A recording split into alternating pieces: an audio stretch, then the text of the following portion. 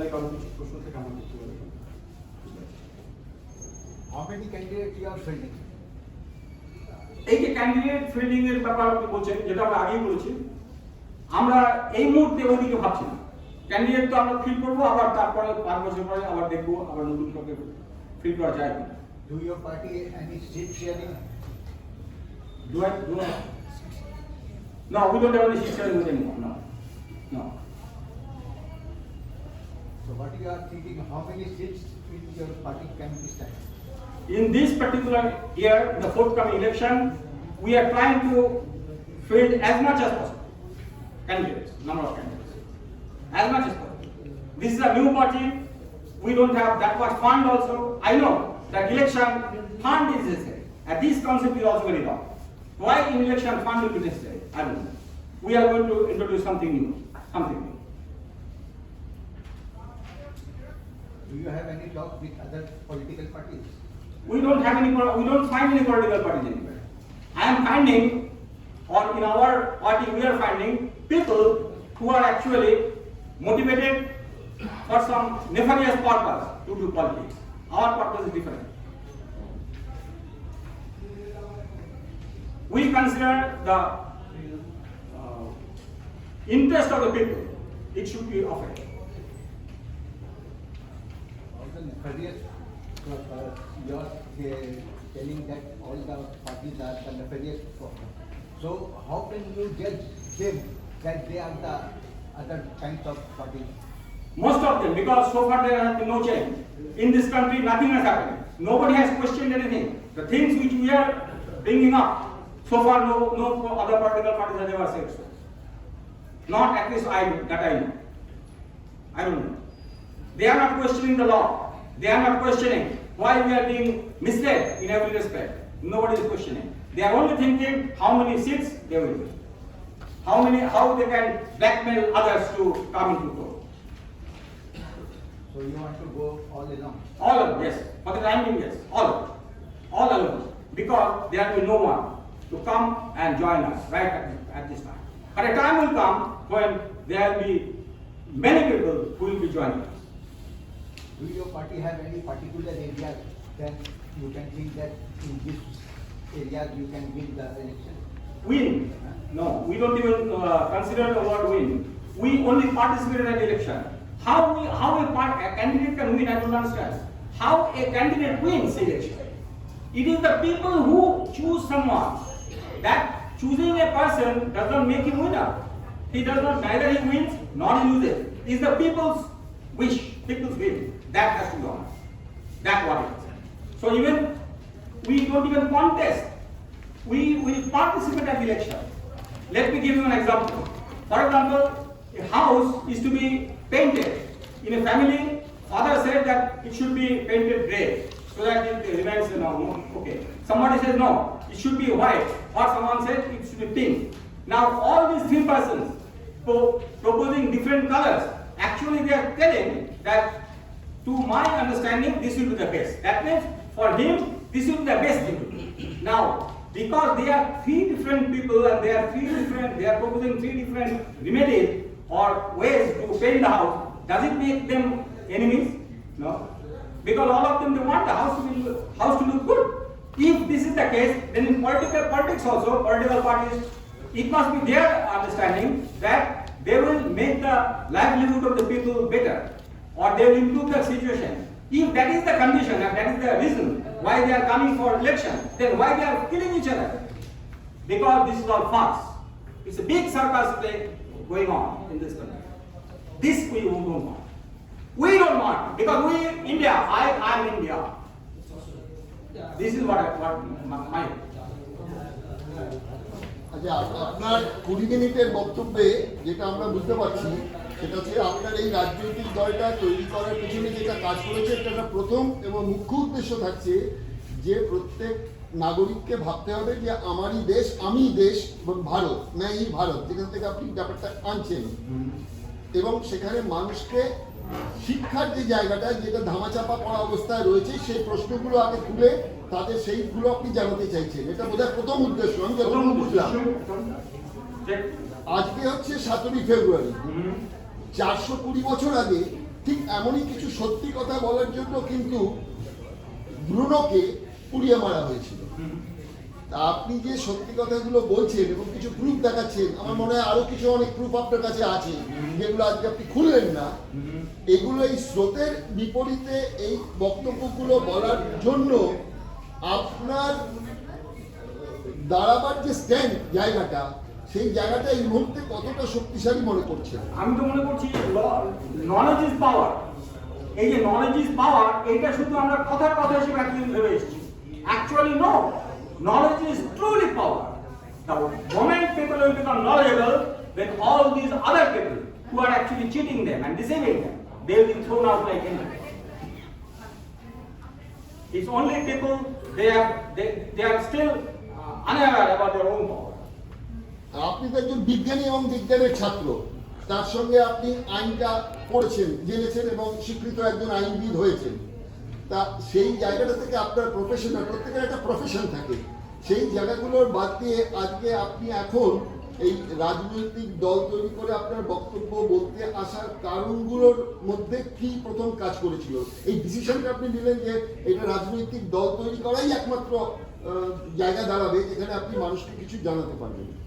এটা কি রাজনৈতিক দল না করলে করা সম্ভব ছিল না? সম্ভব ছিল না, সত্যি তাই। একটু ডিটেলসে বলুন। রাজনৈতিক দলটা করার উদ্দেশ্য ছিল এটাই, আমরা যেহেতু আপনি বললেন আমি বিজ্ঞানের ছাত্র, এবং বিজ্ঞান মানে যে কোনো বিজ্ঞান মানেই কিন্তু কেমিস্ট্রি বা ফিজিক্স নয়।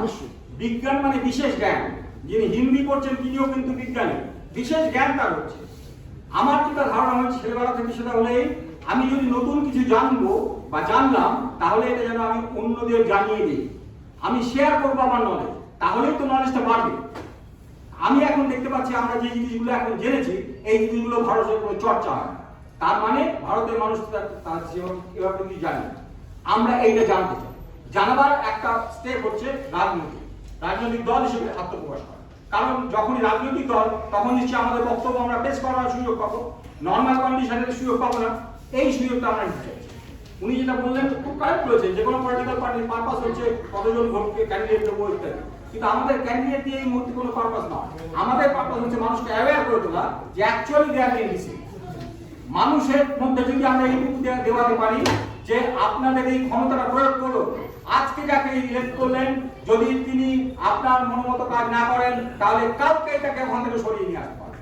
এই ক্ষমতাটুকু তারা প্রয়োগ করুন, তাহলে দেখবেন ভারতবর্ষের অধিকাংশ প্রবলেম থাকবে না।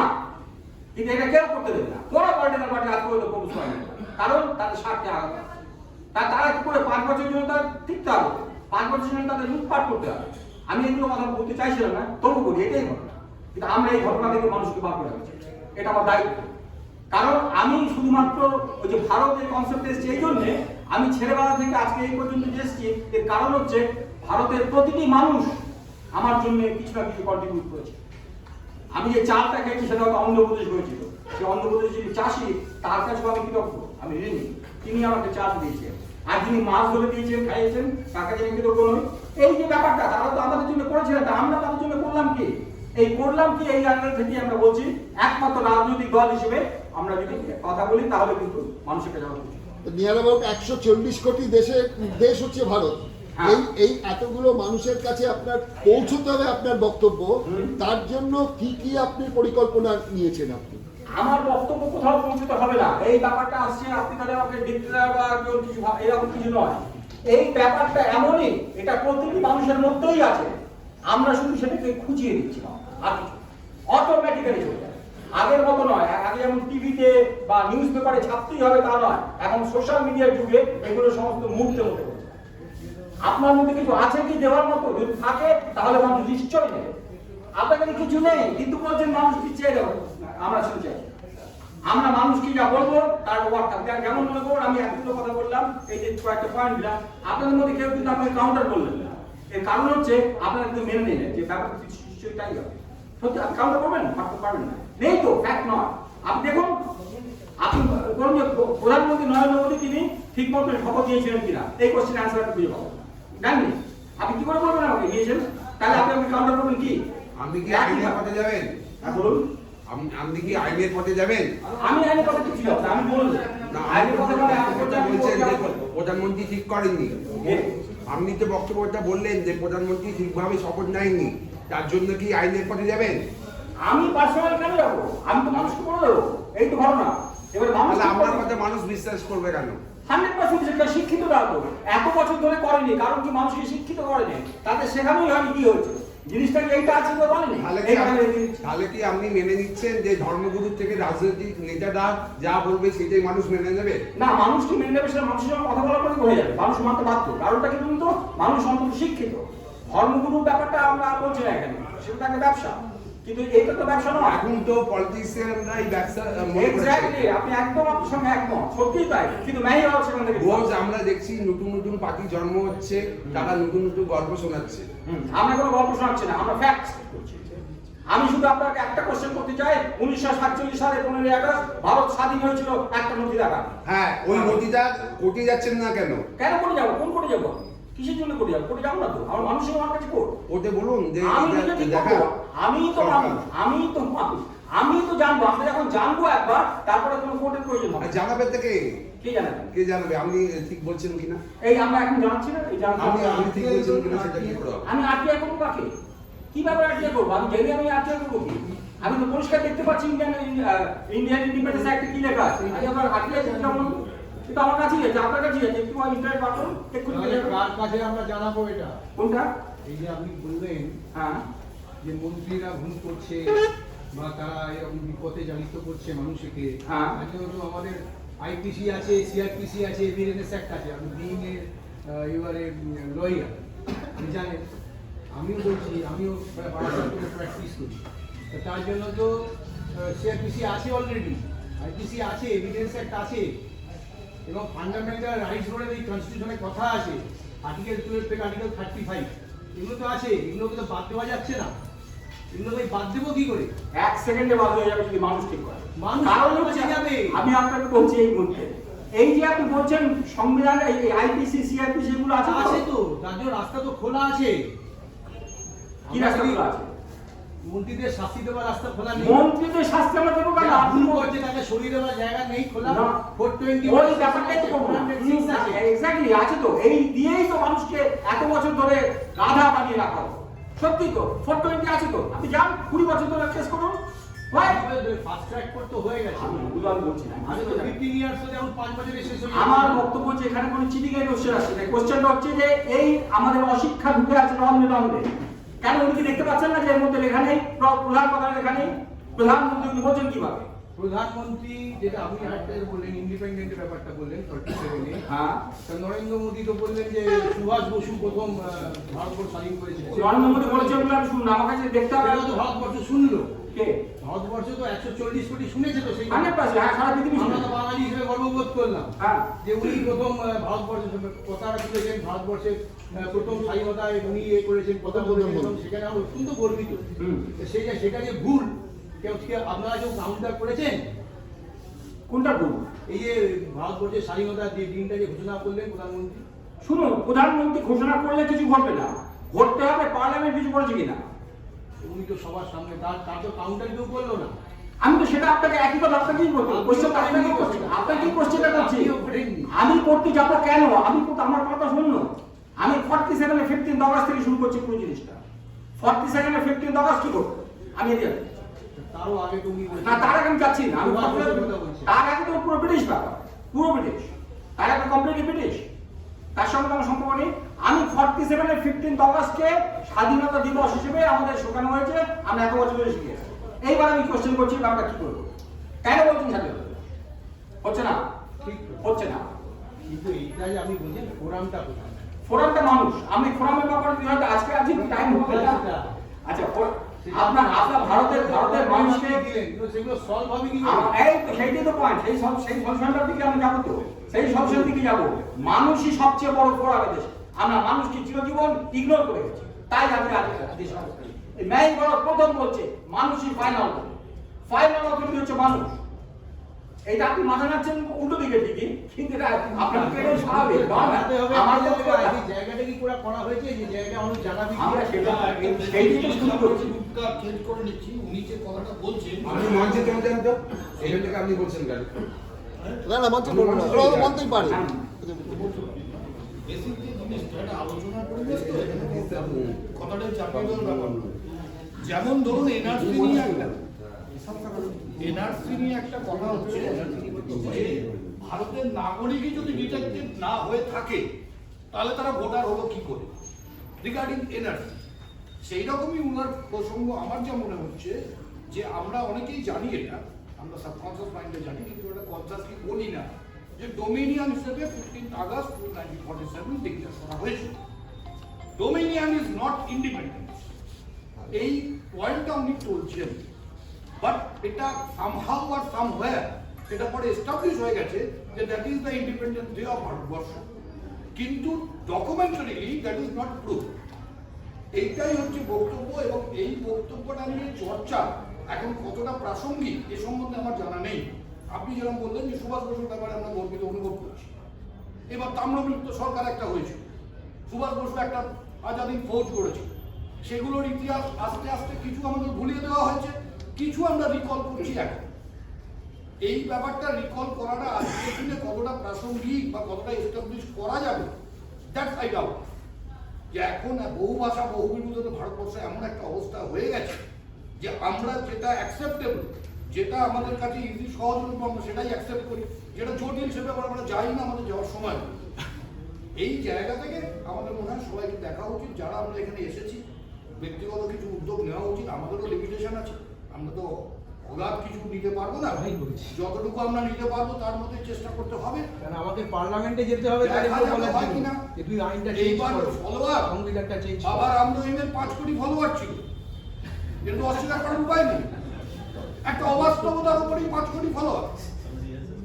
কাজেই ফলোয়ার কিভাবে হবে সেটা তো গড়ে কোনো কিছু কেউই শুরু করেনি, গ্যালারিও শুরু করেনি, কেউই করেনি, তো সেই হিসেবে করতে হবে। That's all.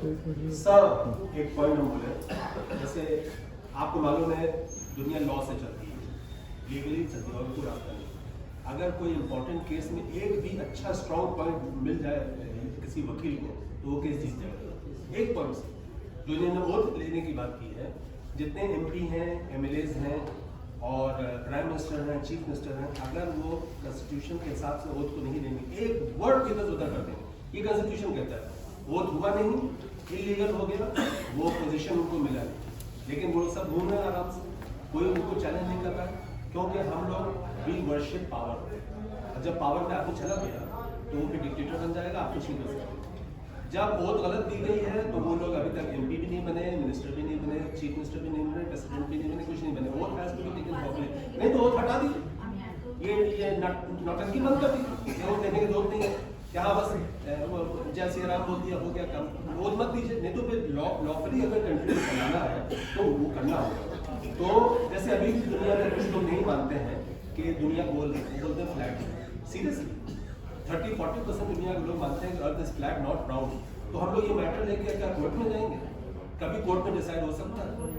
जब एक लीगल पॉइंट आपको मिल गया है कि ओथ ही गलत दी गई है, वहीं पे मामले को खत्म कर दीजिए, नहीं तो आप जीत नहीं पाइएगा। क्योंकि ये लोग चाहते हैं कि डिबेट हो, कोर्ट में मामला 20 साल तक चलता रहे, पैसा बर्बाद होता रहे, सब काम लग जाए, अटेंशन डाइवर्ट करते रहिए, कुछ नहीं होगा।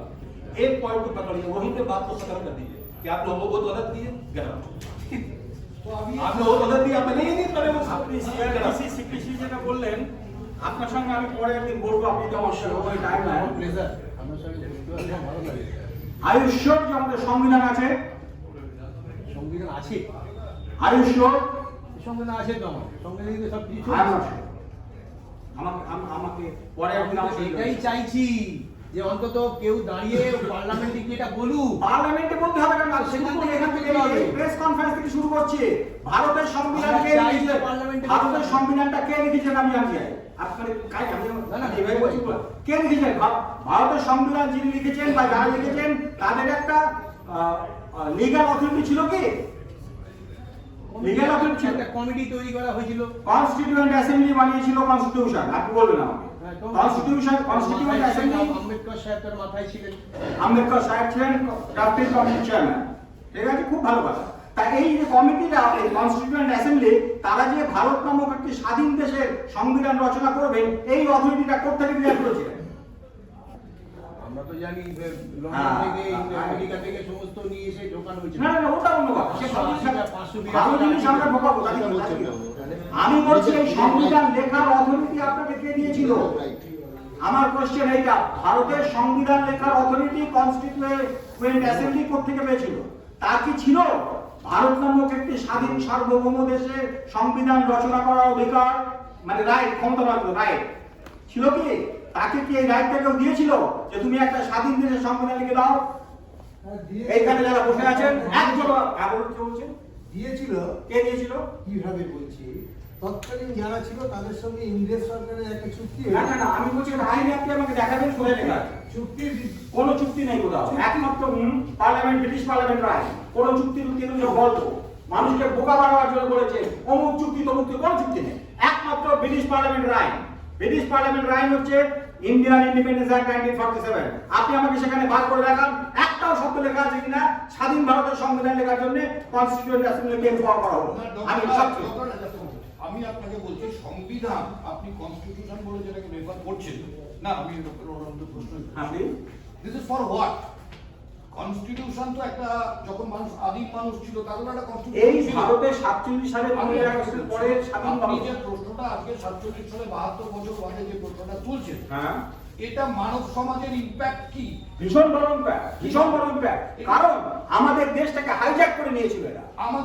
আমাদের এই যে দেশটা, আমাদের দেশ বলতে আপনি তো শিক্ষিত সমাজটাকেই ধরছেন। শিক্ষিত সমাজের বাইরে একটা বিশাল সমাজ আছে আমি তো তাদেরই বলছি। যাদের সংবিধান সম্বন্ধে কিছু লেনাদেনাই নেই। হ্যাঁ। তারা সাংবিধানিক কোনো অ্যাক্সেস গুলোই কোনোদিনও পায় না, জুডিশিয়ারি, লেজিসলেচার, আদার্স কোনো অ্যাক্সেসই পায় না।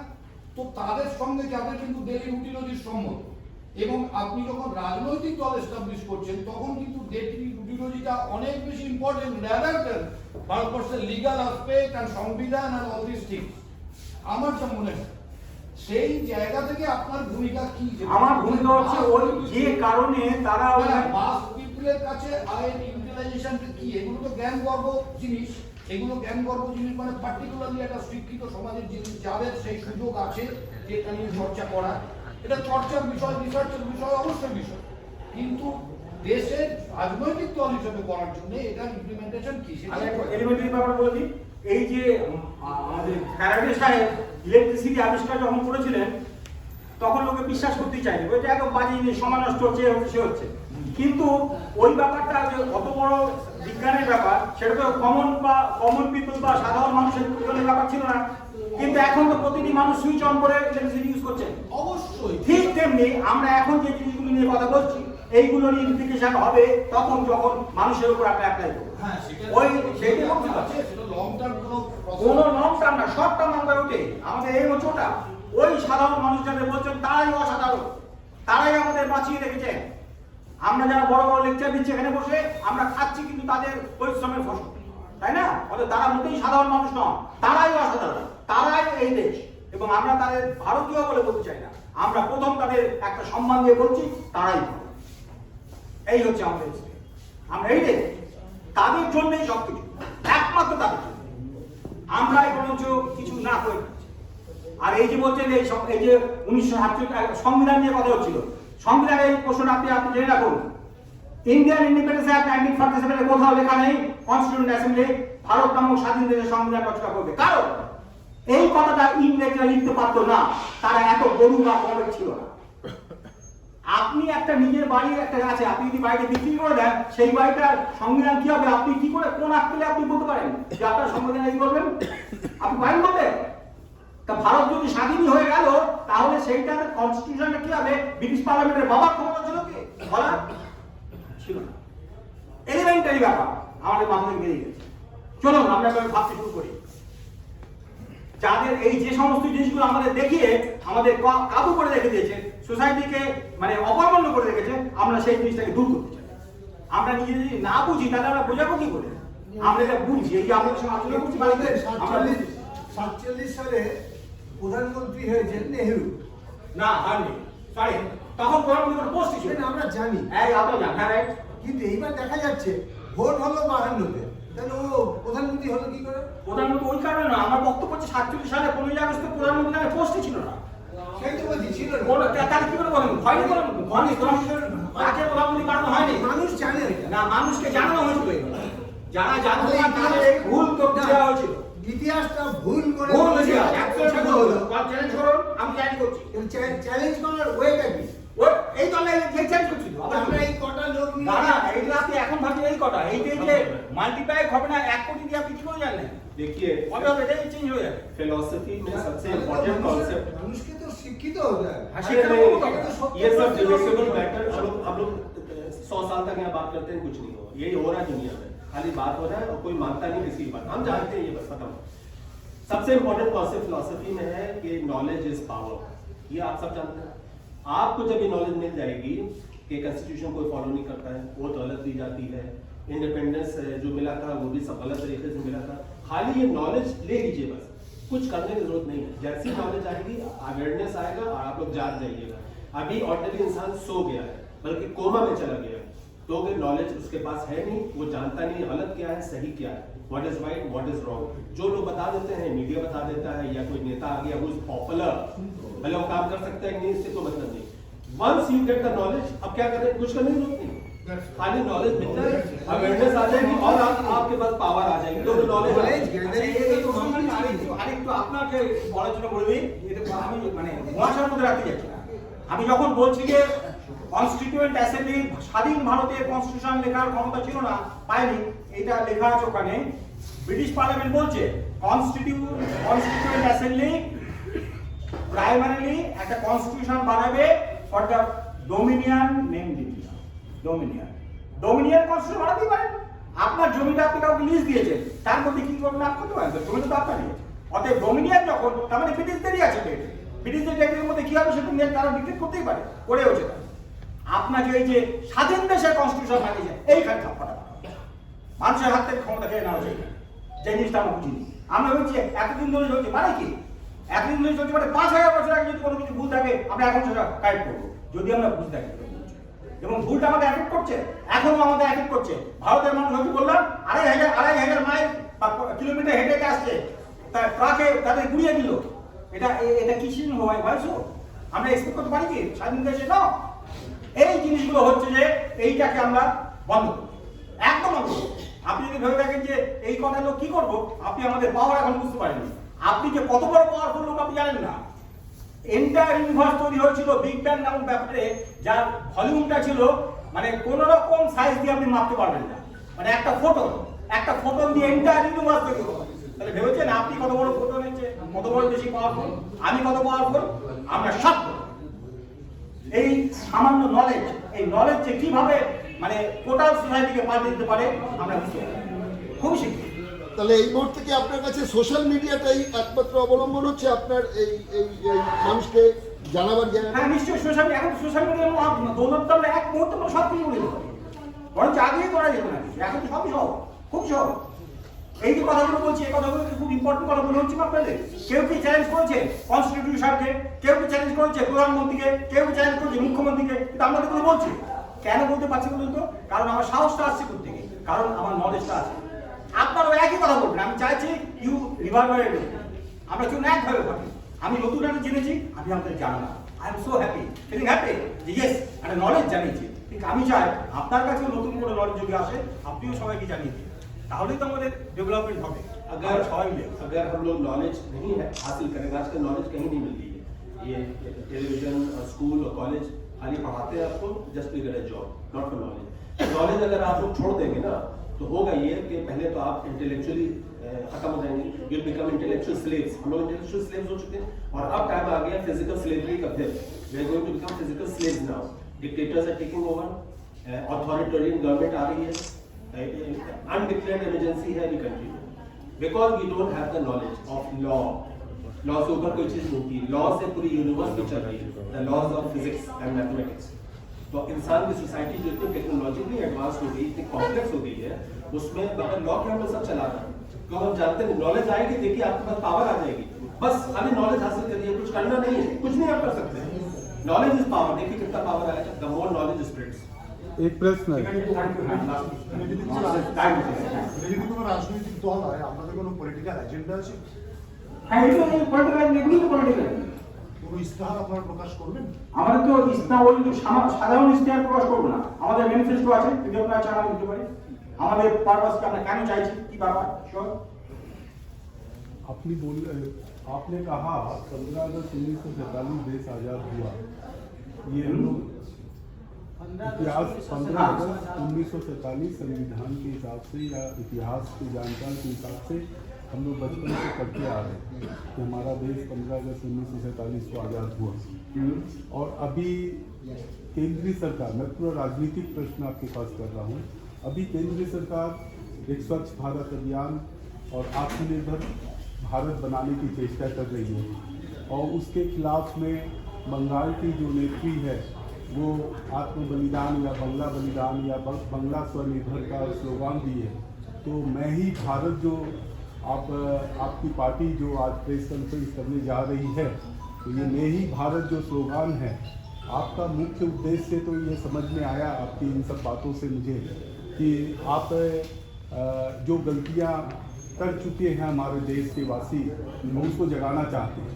लेकिन आप 2011 में आपका जन्म हुआ, मैं ही भारत का आपने बताया, तो पिछले 10 सालों में आपकी एक्टिविटी क्या रही, और आने वाले समय में अभी इलेक्शन के समय विधानसभा का इलेक्शन अनाउंस हो गया है, तो आप इतने कम समय में आप पब्लिक के पास जब हम लोग जाएंगे तो वो इश्तेहार के बिना हमें एक्सेप्ट कौन करेगा? पहली बात, पहला प्रश्न मेरा ये।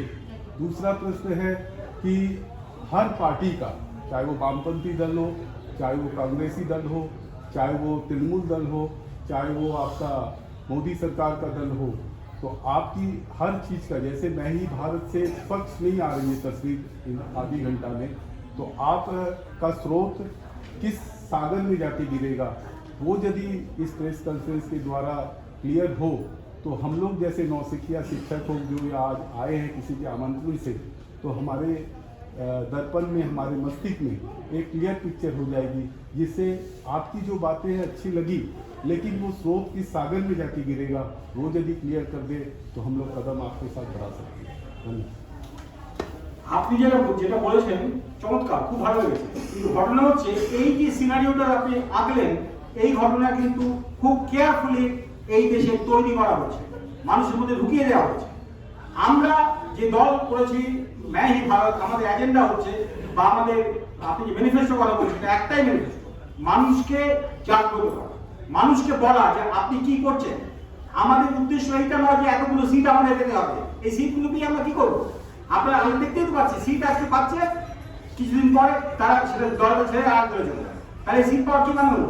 এগুলো পারপাস নয়, আমাদের পারপাস হচ্ছে মানুষ ক্রিয়া পিকচার দেওয়া, মানুষের ক্ষমতা কত সেইটা মানুষকে বলা, আমাদের এই এজেন্ডা হচ্ছে इलेक्शन जेता है। बोल रहा हूँ कि संविधान में पार्टी बोल के कुछ लिखा हुआ नहीं है, पार्टी बोल के कुछ ऐसा लिखा हुआ नहीं है, केवल बोला गया कि प्रतिनिधि जो भी है खड़ा हो सकता है। तो आप लोग किस तरह से जागरूक करेंगे उन लोग को कि जो पार्टी का झंडा पकड़ लेते हैं, फ्लैग पकड़ लेते हैं? वो झंडा पकड़ लेते हैं इसीलिए because they don't know the situation, the thing. ऐसा पार्टी जो है, आप जैसी पार्टी है, बहुत सारी पार्टी यहाँ पर प्रेस कॉन्फ्रेंस करते चली गई, ठीक है ना? वो लोग भी अपना एजेंडा यही बता रहे हैं, लेकिन अभी तक नहीं देखा जा रहा कि लोग इससे जागरूक हो रहे हैं। तो आप किस तरह से जागरूक करते हैं? এর আগে যদি একজনও কেউ কিছু না করে থাকেন তার মানে এই নয় যে আমরা কিছু করতে পারবো, এটা ফার্স্ট থিং। সবাই যদি 100টা পার্টি এসছে তারা কিছু করেনি, কিন্তু তার মানে এই নয় আমি করবো, আমরা করবো, আমাদের এই কনফিডেন্স আছে, এটাই আমাদের এই কনফিডেন্স আছে। আর আপনি যেমন বলছেন আরো অনেকে একই কথা বলেছে, আমার যতদূর মনে হচ্ছে ন্যায় ভারতের আজকে প্রেস কনফারেন্সে আমরা যা বলেছি এটা বোধহয় কোনো পলিটিক্যাল পার্টি এই স্টেজে বসে পড়ে।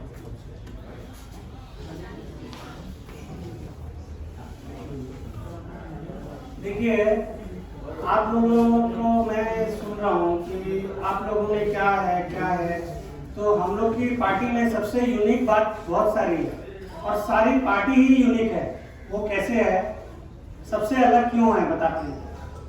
आप जर्नलिस्ट लोग हम लोग की बातें या जो भी किसी की बातें होती है, कोई भी न्यूज़ होती है, उसको पहुंचाने वाले रिपोर्टर या जर्नलिस्ट भी होते हैं। अब आप लोग हमेशा ये बोलते हैं कि रूलिंग पार्टी, आप लोग मानते हैं ये बात, बोलते हैं रूलिंग पार्टी? आप लोगों को ये पता होना चाहिए पीपल रिप्रेजेंटेशन एक्ट के हिसाब से रूलिंग पार्टी आप क्या सही बोलते हैं? रूलिंग पार्टी शासक दल এটা যে আপনার जो अपोजिशन, पहला बात है कि हमें केवल इतना ही बोला जाता है कि हम सारे इतने 140 करोड़ आदमी सब काम खुद से नहीं कर सकते हैं, तो हमें उस काम को करने के लिए कुछ प्रतिनिधि की जरूरत होती है, और वही प्रतिनिधि को अपने गांव से, अपने शहर से, अपने स्टेट से, अपने देश से चुन करके उसको एक पोजीशन पे ले जाया जाता है, और उसी को वो लोग राजा और माने प्रजा वाली स्थिति में पहुंचा देते हैं, जबकि वो एक देश का नौकर होता है। जो प्रतिनिधि का मतलब हुआ केवल हमने उनको ये कार्य करने के लिए मनोनीत किया है, इसका मतलब नहीं है मैंने उनको 5 साल के लिए राजा बना दिया, वो जो चाहे मेरे साथ करेंगे, ऐसा नहीं होता है। तो ये भी एक, ये आज तक किसी ने आपके पार्टी किसी भी दल ने नहीं बोला होगा कि आपके अंदर ये पावर है, केवल यही बोला जाता है कि people is the main power, but आपको पावर कभी दिया नहीं गया, ये पावर हम लोग देंगे, नई भारत देंगे, इसीलिए हमने पार्टी का नाम ही वैसा रखा है। ঠিক আছে, থ্যাংক ইউ ভেরি মাচ সবাইকে। আবার আমরা মিলবো।